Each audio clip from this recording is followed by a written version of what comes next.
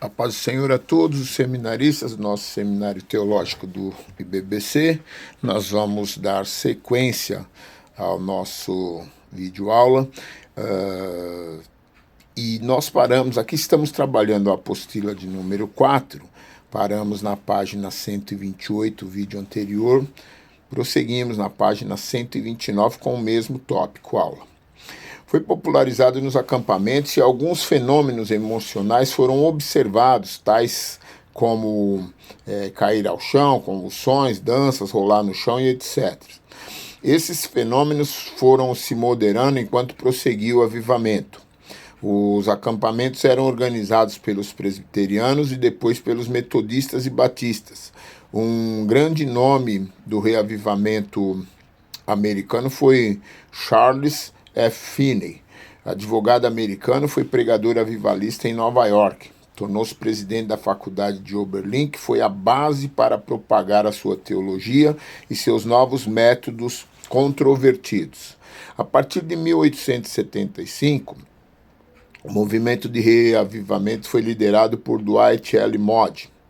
Moody foi um evangelista nato e conduziu milhares de pessoas a Jesus. Era membro da igreja congregacional e tinha pouca educação formal. Frequentou a escola até os 13 anos de idade somente. E foi muito criticado pela pobreza da sua gramática. A sua resposta às críticas era: uso toda a gramática que sei para o Senhor Jesus Cristo. Moody organizou uma escola dominical e promovia obras sociais. Presidiu a Associação Cristã de Moços e fundou o Instituto Bíblico de Chicago, que mais tarde seria o Instituto Bíblico Moody, que preparou inúmeros pregadores, líderes e missionários que partiram para várias partes do mundo.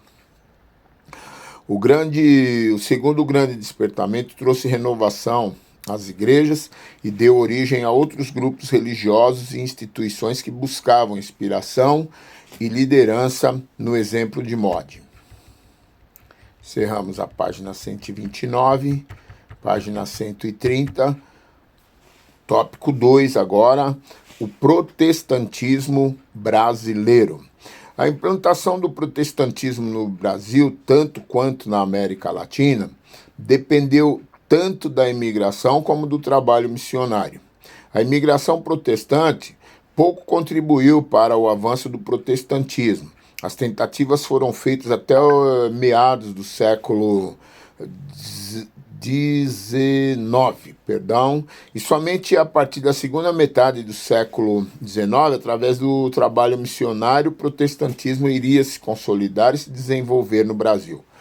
O protestantismo brasileiro só foi implantado no século XIX, quando em vários países da Europa e nos Estados Unidos já havia diversas denominações estabelecidas. No começo do século XIX não havia qualquer vestígio de protestantismo no Brasil. E mesmo na ocasião da proclamação da independência, em 1822, não havia sequer uma igreja protestante em solo brasileiro. A igreja evangélica chegou a ser implantada no Brasil colônia, mas ela foi fechada e os imigrantes foram expulsos pelos portugueses. Isso ocorreu por 3 vezes. Primeiro com a Igreja Reformada dos Franceses, no Rio de Janeiro, entre 1557 e 1567. Nesse período, uma expedição francesa composta basicamente de huguenotes que fugiam da perseguição religiosa na França, e de 12 pastores comissionados por Calvino, recebeu o apoio do governo francês para estabelecer uma colônia no Rio de Janeiro. Essa foi a primeira tentativa protestante de colonizar o Brasil, que foi frustrada pelos ataques dos portugueses. Segundo, com a Igreja Reformada Holandesa na Bahia, entre 1624 e 1625. E, por fim, com os holandeses, alemães ibéricos, ingleses e franceses no Nordeste por volta de 1654. A Igreja Reformada Holandesa no Nordeste se espalhou e, em certa ocasião, chegou a contar com 22 igrejas, sendo a de Recife a maior delas. A igreja no Brasil chegou a ter alguns índios como pastores. Depois da última expulsão dos holandeses em 1654, Somente em 1824, uma expedição protestante de anglicanos desembarcou em Nova Friburgo, Rio de Janeiro, e no dia 3 de maio do mesmo ano foi realizado o primeiro culto evangélico dirigido pelo pastor que acompanhava os imigrantes. A partir de então, o protestantismo foi se estabelecendo em vários locais do Império. Um ano antes, 1823, a Constituição garantia o direito de liberdade de culto e de ter cemitérios protestantes, o que até então não existia. O primeiro templo não católico na América do Sul foi construído pelos anglicanos no Brasil em 1819. Mas o protestantismo só começou a se desenvolver com a chegada de Robert R. Calley ao Rio de Janeiro em 1855. A começar pelos luteranos, trataremos da organização das igrejas em solo brasileiro. Lição 2, tópico 1. Os primeiros imigrantes de luteranos alemães se estabeleceram no Brasil a partir de 1824 em São Leopoldo, Rio Grande do Sul, e no Rio de Janeiro. O primeiro templo foi construído em 1829 em Campo Grande, Rio Grande do Sul. Os luteranos, como os anglicanos, são os protestantes que estão mais próximos da teologia professada pela Igreja Católica. Eu vou fazer aqui uma ressalva. Aqui nós temos no segundo parágrafo, foi o primeiro templo construído em 1829, em Campo Grande. Eu acredito que aqui tem um equívoco de redação. Campo Grande é Rio de Janeiro, tá bom? Aula 2, tópico 2, a Igreja Congregacional. A Igreja Congregacional foi fundada pelo médico e pastor escocês Robert R. Calley em 1855, ano de sua chegada ao Brasil. Calley fundou a primeira igreja dominical em Petrópolis, Rio de Janeiro, na sua residência, e em 1858 organizou a primeira igreja congregacional, a primeira denominação protestante de língua portuguesa no Brasil. O legado de Calley foi grande. Ele conseguiu implantar o protestantismo de forma definitiva no Brasil e influenciou na chegada de outros missionários ao Brasil. 2.3 Igreja Presbiteriana. Em 1859, a Igreja Presbiteriana dos Estados Unidos enviou o reverendo Ashbel Green Simonton ao Brasil. Em 1862, ele organizou no Rio de Janeiro a primeira Igreja Presbiteriana brasileira. No ano de 1863, chegaria a São Paulo o reverendo Alexander L. Blackford, que teria ajuda do ex-padre paulista José Manuel da Conceição, que se converteu ao Evangelho e foi o primeiro brasileiro ordenado para o ministério protestante em 1865. Blackford e José Manuel visitaram Brotas, último local onde Conceição serviu como padre, e no mesmo ano batizaram 6 pessoas, e em 1866 já tinha uma igreja formada com cerca de 60 membros.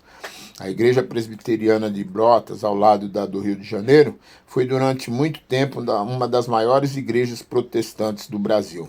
Conceição começou um trabalho evangelístico itinerante nas regiões norte e oeste de São Paulo, onde foram estabelecidas várias igrejas. Lição 2.4, Igreja Metodista. Em 1867, o pastor norte-americano Junius E. Newman chegava ao Brasil. Em 1871, organizou a primeira igreja metodista no país, a Igreja Metodista Episcopal, localizada em Santa Bárbara do Oeste. Essa igreja foi organizada com os imigrantes e os cultos eram realizados em inglês. Os metodistas não cresceram tanto quanto os presbiterianos e os batistas por terem tido uma preocupação maior com as questões educacionais. São 2.5, Igreja Batista.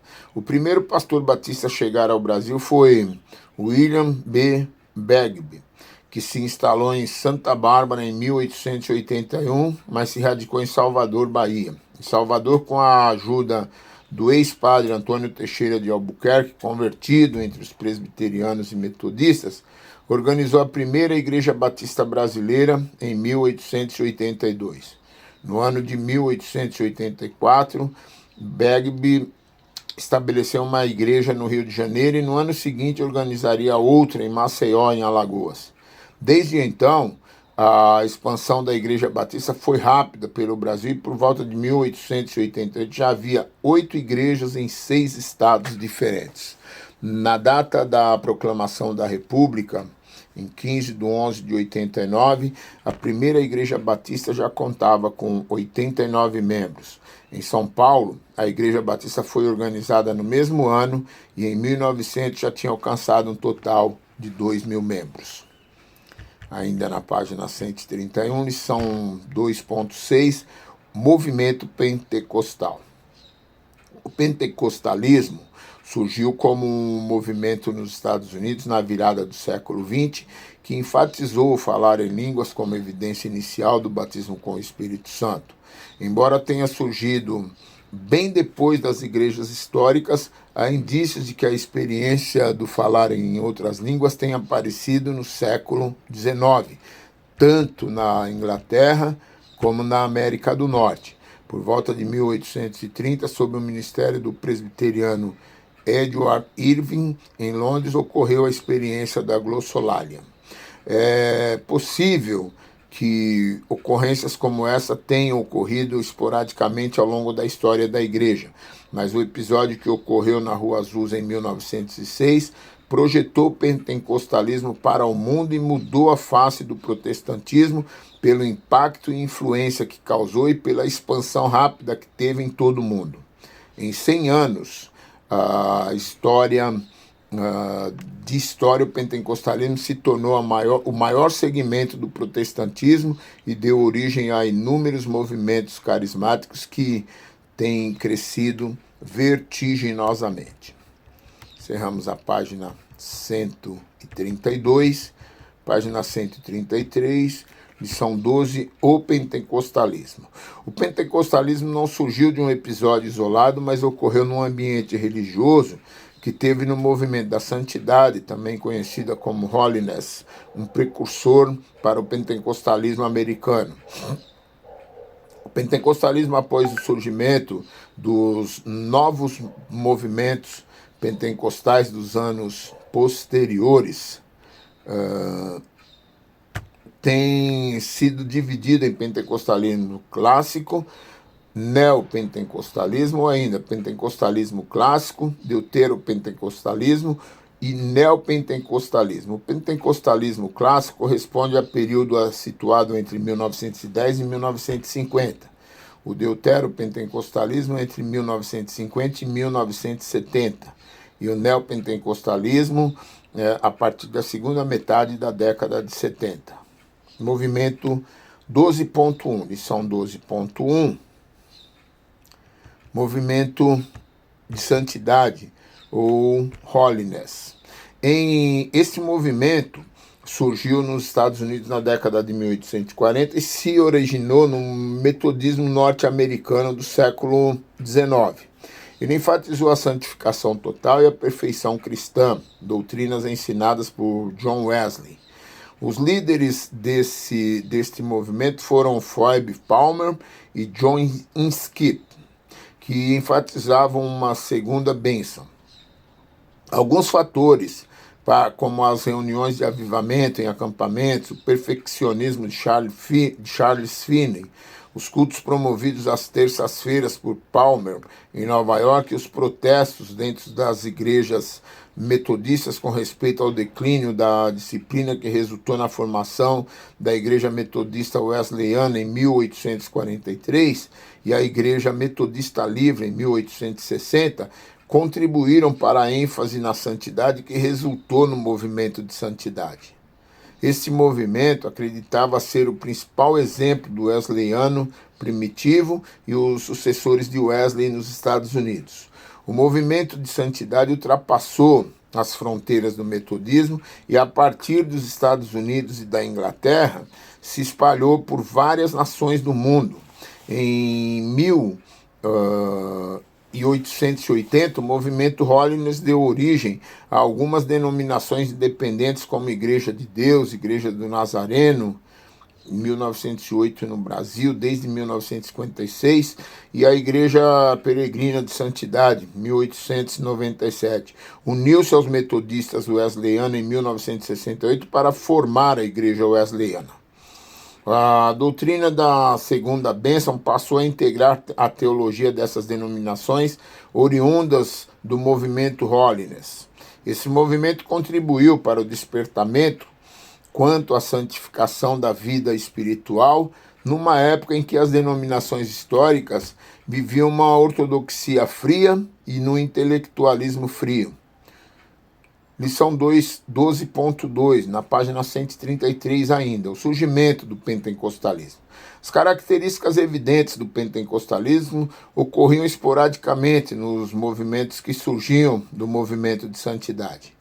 Como um movimento característico, o pentecostalismo surgiu historicamente no movimento de santidade em 1901, no estado do Kansas, em Topeka, numa escola bíblica, Bethel Bible College, fundada por um evangelista da santidade, Charles Fox Parham, que tinha sido um pregador metodista.